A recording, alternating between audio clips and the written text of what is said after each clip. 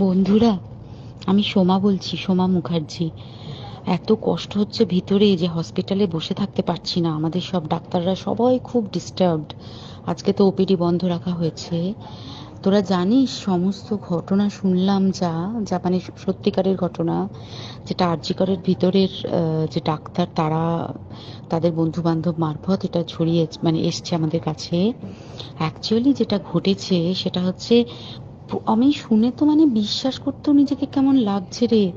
প্রত্যেকটা আমাদের ওয়েস্ট বেঙ্গলের প্রত্যেকটা মেডিকেল কলেজে, বিশেষ করে কলকাতার সরকারি মেডিকেল কলেজগুলোর প্রিন্সিপালরা, ডিপার্টমেন্টাল হেডরা, প্রিন্সিপালরা বিশেষ করে, তারা পাশ করানোর জন্য স্টুডেন্টদের কাছে রীতিমতো টাকা নেয়। যেসব স্টুডেন্টরা, ইন্টার্নরা, পিজিটিরা যারা ভালো করে ক্লাস করে না বা থিসিস তারা জমা দেবে, পিজিতে তো থিসিস জমা দিতে হয়, তো যারা MBBS final year final pass করবে না সাপ্লি পাইয়ে দেবে, ইন্টার্নের কমপ্লিশন দেবে না, ইন্টার্ন হওয়ার পর কমপ্লিশন না দিলে তারা রেজিস্ট্রেশন নাম্বার পাবে না, এই সমস্ত ভয় দেখিয়ে টাকা পয়সা নেয়। সমস্ত জায়গাতেই এটা আছে। এর মধ্যে সব থেকে নিকৃষ্টের থেকেও নিকৃষ্টতম হচ্ছে সন্দীপ ঘোষ, প্রিন্সিপাল, যে তোর আমাদের কি বলে আরজিকর মেডিকেল কলেজে। সেখানে ভাব যে ওনার একটা বিশাল নেক্সাস ছিল, যাতে উনি বেশ কিছু ইন্টার্ন, হাউস স্টাফ এদেরকে দিয়ে ওই নেক্সাসটা চালাতেন।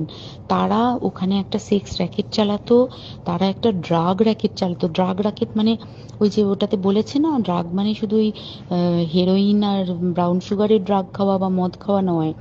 ড্রাগ মানে হচ্ছে যে কম দামি, কম টাকায় যে ওষুধ পাওয়া যায়, যে ওষুধ, ওষুধ না জল ভগবান জানে, সেই ওষুধের মানে কোটি কোটি টাকায় যে টেন্ডার বেরোতো, সেই ওষুধ নিয়ে ওষুধ কোম্পানিগুলোর কাছ থেকে কোটি কোটি টাকা, সেই সমস্ত টাকার একটা বড় অংশ যেত পার্টি ফান্ডে। বুঝতেই পারছিস তাহলে। সেই জন্য পার্টির একদমই কাছের উনি, পার্টির মানে একদম খোদ মানে ওপর লেভেলের একদম আসল জায়গাকার কাছে।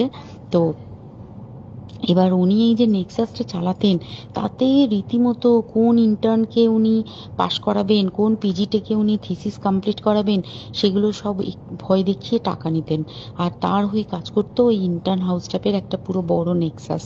এবার এই মেয়েটির, যে পিজিটি মেয়েটি অত্যন্ত ভালো, সে তার থিসিসটা কমপ্লিট করাবে না বলে হুমকি দিচ্ছিল। সে এটা জানতে পেরে গিয়ে বলেছিল যে আমি এরকম কোনোভাবেই মেনে নেব না, আমি এর এর বিরুদ্ধে আমি যাব এবং আমি এর বিরুদ্ধে সব ফাঁস করে দেবো। তখন তাকে রীতিমতো ধমক দেওয়া হচ্ছিল। এটা চলছিল লাস্ট 6 মান্থস ধরে। 6 মাস ধরে তাকে এই হুমকি দেওয়া, তার প্রতি মানে বেশি বেশি প্রথমের দিকে কি করছিল, অত্যাচার করছিল। মানে কিরকম, বেশি বেশি করে নাইট ডিউটি দিচ্ছি, at a stress 36 hours duty, বেশি বেশি করে নাইট, বেশি বেশি করে খাটানো। এবং এগুলো সব জানে ডিপার্টমেন্টাল হেড, চেস্টের যে ডিপার্টমেন্টাল হেড সেও জানে, সিনিয়র পিজিটিরা সবাই জানে। প্রিন্সিপালের নির্দেশেই হচ্ছে এবং ওনার নেক্সাসের ছেলেমেয়েরাই কাজ করছে। তারা 6 মাস ধরে এটা করেছে। করার পরেও যখন ওকে আটকাতে পারেনি, তখন কি করেছে, ওই দিনকে ওরা ঠিক করেছে, যে দিনটাতে এই ঘটনাটা ঘটেছে, সেদিন কতখানি প্ল্যান্ড এবং গট আপ গেম দেখ। সেই দিন ওই ঘরে, ওই সেমিনার রুমে প্রত্যেক দিনই চারতলার আরো অনেকেই যারা সিনিয়র পিজিটি বা জুনিয়র পিজিটি, তারা কিন্তু বিশ্রাম নিতে যেত, অনেকেই ওই ঘরে যেত। সেই দিনকে ও একা, ওকে ওকে বলেছে তুমি ঘুমিয়ে পড়ো, ওকে একা রেখে এসেছে। বাকিরা কাউকে যেতে দেয়নি, বলেছে ওই ঘরে আজকে ঘটনা ঘটছে, মানে কাজ হচ্ছে, ওই ঘরে কেউ যাবে না। ওই ঘরে সেই দিনকে ওর সাথে যখন খাওয়া দাওয়া করেছে বাকি 4 জন, সেই 4 জনের মধ্যে একটি মেয়ে পর্যন্ত ছিল। সে কিরকম মেয়ে চিন্তা কর। এরা ডাক্তার না জানোয়ার জানি না, আমি জানোয়ার বললেও জানোয়ারদের অপমান করা হয়, কারণ জানোয়ার সমাজে এরকম কাজ হয় না। তো ডাক্তার না কি আমি বলতে পারবো না। সেই ইন্টার্ন মেয়েটি আরেকটি ইন্টার্নের গার্লফ্রেন্ড। তো তার সাথে ওই পিজিটি মেয়েটি প্রচুর ঝগড়া হয়েছে। ঝগড়া হওয়ার পরে তারা তো হুমকি টুমকি দিয়ে চলে গেছে, দিয়ে তারা বলেছে তুমি ঘুমো। এবার ও তো আর জানে না, ভালো মনে শুতে এসেছে। তারপরে তারা গিয়ে মদটদ খেয়েছে, 7-8 জন মিলে চড়াও হয়েছে। এবং তোরা জানিস যে প্রথমে তার হাত দুটোকে দুপাশে 2 জন ধরে রেখেছে, এবং সেই কাজে সেই মেয়েটিও সাহায্য করেছে, ইন্টার্ন মেয়েটি। 2 জন ওকে পা দুটোকে টেনে জরাসন্ধর মতো ছিঁড়ে ফেলেছে, মানে ছেঁড়ার মতো করে টেনেছে, যাতে পেলভিক বোন ভেঙেছে, কলার বোন ভেঙেছে। মানে কি বিপর্যস্ত মানে বিধ্বস্ত, কি নৃশংস অত্যাচার করেছে। ওকে উল্টো দিক করে শুইয়েছে, পিঠের ওপর দিয়ে বুট পরে হেঁটে গেছে, মাথাটাকে এমন থেঁতলেছে যে মানে স্কাল ফাল রাপচার হয়েছে। এই সমস্ত করার পরে শ্বাসরোধ করে তাকে মেরেছে। মেরে তারপরে আরো যেটা আরো ভয়ঙ্কর, যে একটা মৃত মানুষকে মিনিমাম ডিগনিটি দিতে জানে না। তারা নিচে এসে দেখেছে ওই সঞ্জয় তখন বসে মদ খাচ্ছিল অন্য আরো গ্রুপ ডি স্টাফদের সাথে। সঞ্জয় ছেলেটা হচ্ছে তার কাটা সঞ্জয় বলতো ওরা, ওকে বলে ফল গাই। মানে ওর একটু ওইসব আলুর দোষ আছে, ও যত্রতত্র যখন তখন প্রস্টিটিউট এলাকায় যায়। এবার দেখেছে যে একে দিয়ে যদি একটা রেপ করিয়ে দিতে পারি তাহলে ঘটনার মোড়টা অন্যদিকে ঘুরে যাবে। এইবার ওকে বলেছে, যা সেমিনার রুমে তোর জন্য রেখে এসেছি, যা তুই এবার গিয়ে কাজ করে দিয়ে আয়।